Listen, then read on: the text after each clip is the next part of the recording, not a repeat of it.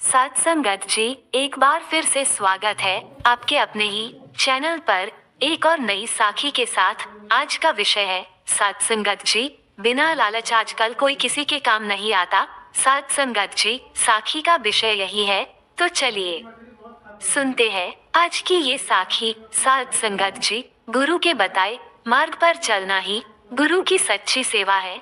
गुरु का दिया हुआ ज्ञान ही गुरु का आशीर्वाद है। जो गुरु को सहज समर्पित हो जाता है, गुरु उसके हृदय में ही प्रकट हो जाता है। पूर्ण गुरु के हृदय में प्रकट होते ही सारे कर्म और भ्रम जल कर राख हो जाते हैं। साथ संगत जी, ऐसी ही एक घटना एक संत के साथ हुई। साखी को ध्यान से सुने। साथ संगत जी, समय की बात है। सड़कों पर रहने वाले अधीर का जीवन एक सरलता और उदाहरण की कहानी बन गया था।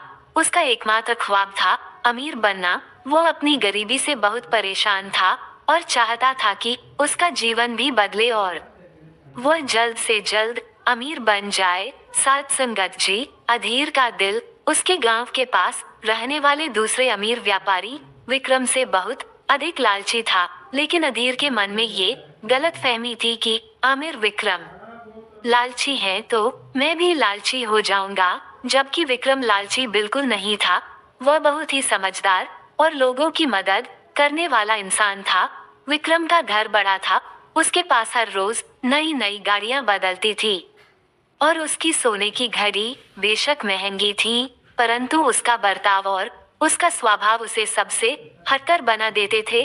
साथ संगत जी, एक दिन अधीर का लालच इतना बढ़ गया था कि अधीर ने तय किया कि वो विक्रम के बराबर बनेगा। उसने अपने मन में तय किया और अमीर बनने का निर्णय लिया। उन्होंने सोचा कि यदि वो विक्रम के जैसा होता है तो उसे भी यह सब मिल सकता है जो उसे चाहिए। साथ संगत जी, अधीर ने अपनी शुरुआती कड़ियों की शुरुआत की, लेकिन उसने कभी भी विक्रम की तरह आत्मसमीक्षा नहीं की और विक्रम की तरह दूसरों की मदद करने में विशेष रुचि नहीं ली। उसका मानना था कि उसका हर कदम अमीरी की दिशा में है, चाहे वह किसी को भी चोट पहुंचे या ना पहुंचे। साथ संगत जी, एक दिन गांव में एक अमृत वृक्ष खिला।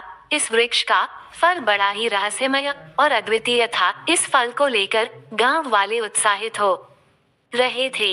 ये फल अमृत से कम नहीं था और जिसने भी इसे खाया उसने अत्यंत सुख से भरी जिंदगी जीता था। साथ संगत जी, अधीर ने सुना कि इस फल का स्वाद अत्यधिक स्वादिष्ट और आकर्षक है, लेकिन जो फल उगे थे वे सब खत्म हो चुके थे। उसने तय किया कि वह भी इसे पाने के लिए पहाड़ों की ओर निकलेगा, चाहे जो भी हो।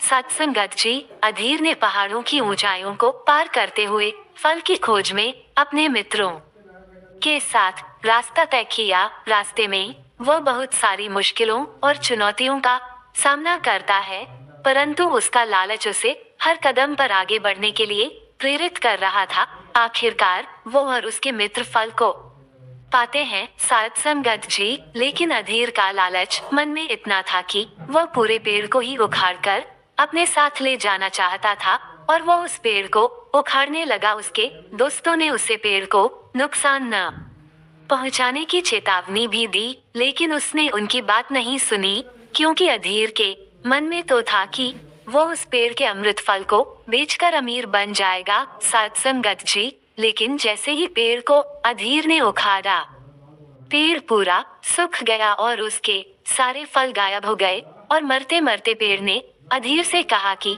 तुम कभी किसी को उजाड़ कर अमीर नहीं बन सकते। साथ संगत जी, पेड़ की ये बात अधीर के मन में लगी और उसे अपनी इस हरकत पर बहुत शर्म आई कि मैंने अपने लालच की वजह से एक पेड़ उजाड़ दिया। और उसने पेड़ से माफी मांगी और खुद को सुधारने की कसम खाई कि वह कभी भी पैसे के लिए किसी को नुकसान नहीं पहुंचाएगा। साथ संगत जी, इस बात से उन्हें एक बड़ा सच्चाई का सामना करना पड़ता है। इस फल का स्वाद लालच से ज्यादा बहुत ही कड़ा और खट्टा होता है। यह उनके लिए बिल्कुल भी सुखद नहीं होता है। साथ संगत जी, अधीर ने इस अनुभव से अपनी गलती को समझा और अपनी जिंदगी को सही दिशा में मोड़ दिया। उसने गांव वालों के साथ अपनी खोई हुई इज्जत वापस पाई साध संगत जी, और उसका जीवन सच्ची धन्यता में बदल गया। साध संगत जी, इस साखी से हमें ये सीखने को मिलता है कि लालच हमें अच्छे से अच्छा मनोबल प्रदान कर सकता है, लेकिन जब ये हमें अपने लक्ष्यों की दिशा में भटका देता है तो हमें खुद को आत्मसमीक्षा करनी चाहिए। हमें ये समझना चाहिए कि सच्चा धन हमारी सच्ची सुख शांति में होता है, जो हमें लालच से नहीं अपने सही कर्मों से मिलता है। साध संगत जी, बिना बिसारे जो करे सो पाछे पछताया से तात्पर्य है कि जो मनुष्य किसी भी कार्य को करने से पहले कुछ भी नहीं सोचता है, वह उस कार्य को पहचानता नहीं है और उसे कर ही देता है।